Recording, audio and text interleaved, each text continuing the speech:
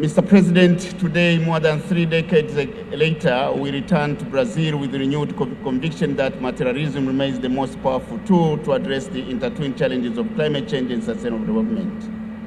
As the African group also celebrates 30 years since its establishment, we remain committed to working with you to address climate change under the multilateral fora. Mr. President, climate finance remains important for the continent. Therefore, COP32 should advance climate finance. Climate fund is not optional. It is the cornerstone of implementation of our NDCs, NAPs, and long-term strategies. We are submitting our NDCs without clarity on how they will be financed and without enhanced international cooperation and support, which should actually result in commitment to ensure the implementation of all actions we all agree. Therefore, BELEM must deliver concrete guidance and decision to operationalize finance obligations under both the Convention and the agreement, the Paris Agreement. COP30 must create space for solutions that ensure finance is grant-based, predictable, accessible, and highly concessional.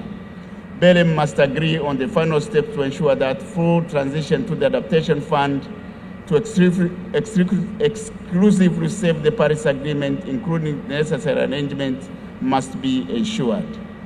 Mr. President, COP30 must deliver clear and tangible indicators backed by means of implementation in our work in the GGA. This is important to advance our collective efforts towards the GGA.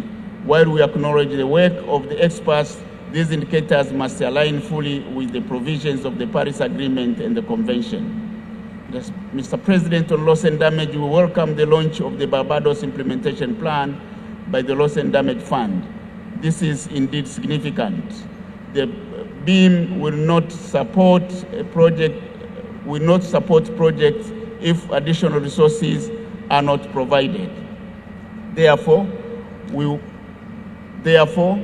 call on the fund's capitalization. The BELEM must advance political support for ensuring that significant capitalization happens here to ensure that the fund indeed saves the continent and other parts of the world. Mr. President, COP30 must adopt a decision on just transition pathways within the context of sustainable development and poverty eradication. For Africa, this is not abstract. Our continent hosts vast natural capital resources, from carbon sinks to critical minerals, essential for low carbon emission pathways. These resources must translate into tangible benefits. Therefore, just transition pathways cannot remain a dialogue. It must deliver concrete outcomes that transform lives, expand access to energy through initiatives like Mission 300 and the provision of clean energy solutions for millions of people on the continent.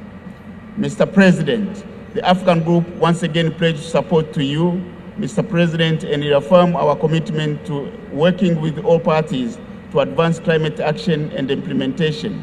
We have initiated consultations on the hosting of the African COP, and I'm pleased to inform you that the African Group has received and endorsed the request of the government of Ethiopia to host COP32. In conclusion, we remain committed to ensure that BELEM must deliver decisions that reflect urgent needs of the African continent and other parts of the world to ensure that the challenges we are facing are indeed supported, and we are supported in the context of materialism. I thank you.